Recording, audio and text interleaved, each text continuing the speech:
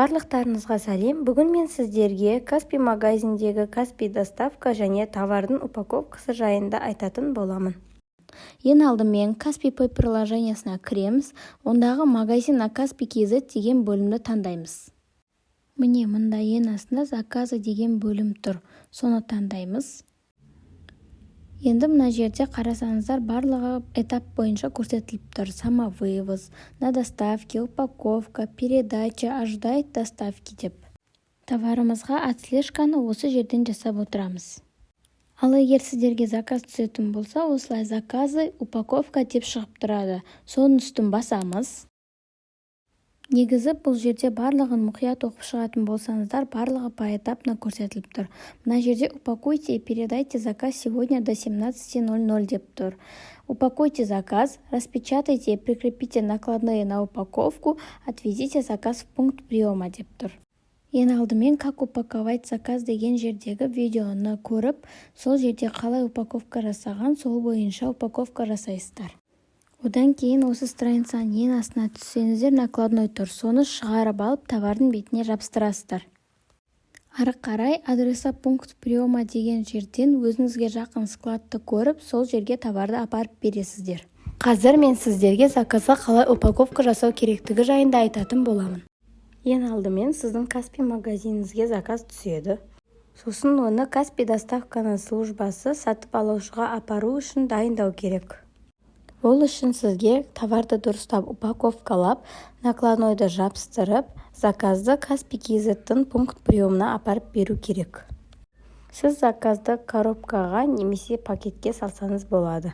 Ең бастысы заказ транспортировкаға шыдап, товарный видін сақтап қалу үшін материалдың тығыздығына көңіл бөлу қажет. Упаковка товардың салмағы мен габариттеріне сәйкес келуі керек. Салмағы ауыр товарлар үшін 5 слойлы гофрокартон, ал жеңілдеу товарлар үшін 3-4 слойлы гофрокартон қолдану қажет. Холодильник сияқты үлкен габаритті заказдарды упаковка жасап, палетке орналастыру қажет. Коробкадағы товарға зақым келмес үшін бос орындарды пузырчатый пленка, қағаз немесе басқа да заттармен толтырып қою қажет. Киім, аяқ киім немесе басқа да зақым келмейтін заттардың упаковкасы үшін курьер пакет немесе пленка қолдануға болады. Острый инструменттер, стеклянный және басқа да хрупкий товарлардың упаковкасы үшін наполнителі бар коробка қолдану қажет. Упаковка жасап болғаннан кейін қораптың сыртына не бросать, хрупкий груз деген ескертуді жабыстыруды ұмытпаймыз. Коробканың габаритіне қарамастан, оны стрейч пленкамен минимум 2 слой орау маңызды. Даже товардың өзінің упаковкасы болса да, оның бүтіндігін сақтау үшін дәл солай орап, курьер пакетке салу қажет. Товарға жақсылап упаковка жасап болғаннан кейін, ең соңында накладнойды шығарып, қорапқа немесе курьер пакетке жабыстыру қажет. Өзіңізге қажетті товардың накладнойын сіз продавецтің жеке кабинетіндегі заказы деген бөлімнен таба аласыз. Накладнойдың саны коробканың санына байланысты болады. Яғни бір коробка болса бір накладной, 2 коробка болса 2 накладной, сол сияқты кете береді.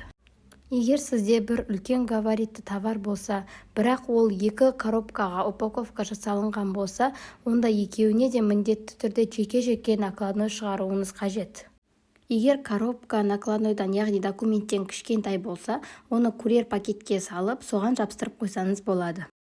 Товардың упаковкасын жасап болғаннан кейін, оны Каспийдің жақын арадағы пункт приемына апарып бересіз. Сотрудник товарды қабылдап, оны Каспий доставкаға өткізетін болады. Сізге әр товарды жеке-жеке апару міндетті емес, барлығын бірге жинап, пункт приемға бір рет қана апарсаңыз жеткілікті. Товар сатып алушыға жеткеннен кейін, сізге Каспий Pay приложениясына уведомление келіп, артынша текущий счетыңызға ақшасы түсетін болады. Астыға түссеңіздер состав заказа деп тұр, және детали заказа деп тұр. Способ доставки деген жерде Каспий доставка деп тұр. Және дата доставки покупателю деп тұр, яғни клиентке товардың жеткізілу уақыты көрсетіліп тұр. Осы жерде соның анық датасы тұрады. Және тағы да астыға түссеңіздер клиенттің данные тұрады, яғни аты жөні және телефон номері. Егер сізде қолыңызда товар данный момент болмай қалса, бітіп қалатын болса, немесе доставкасы кешігетін болса, осы бойынша хабарласып клиентті хабардар етіп қоясыз. өздігінізше доставканы кешіктіруге және заказ жоқ екен деп отказ қоя салуға болмайды. Клиент барлығынан хабардар болу керек, себебі бұл сіздің магазиніңіздің рейтингіне қатты әсер етеді. Енді мұнда детали доставки заказа деген жерге кіретін болсаңыздар, міне, передан службе доставки, покинул Шымкент, прибыл Жетісай, передан курьеру, выдан деп әрқайсысы өз күнімен, өз уақытымен көрсетіліп тұрады. Сіз товарыңызды Каспий складына апарып бергеннен кейін арғарай Каспий доставка барлығын өз жасап отырады. Сіз тек қана барлығын осы жерден бақылап отыратын боласыз. Клиент товарды қолына алғаннан кейін ғана сізге товарыңыздың ақшасы түсетін болады. Мінеки осылай Каспий магазинге товар салу арқылы өзіңіздің бизнесіңізді жүргізуіңізге болады. Мұндағы ең басты қағида Каспий магазиніңіздегі рейтинг және отзыв өте жақсы болуы қажет. Яғни оны бұзып алмас үшін сіз адал да тұрақты түрде жақсы жұмыс істеуіңіз қажет. Ал енді баршаларыңызға сәттілік тілеймін. Айтылған ақпараттар ұнаған болса, мен YouTube каналыма тіркеліп, лайк басып, комментарий жазуды ұмытпаңыздар. Алда тағы да осындай пайдалы ақпараттармен бөлісіп отырамын.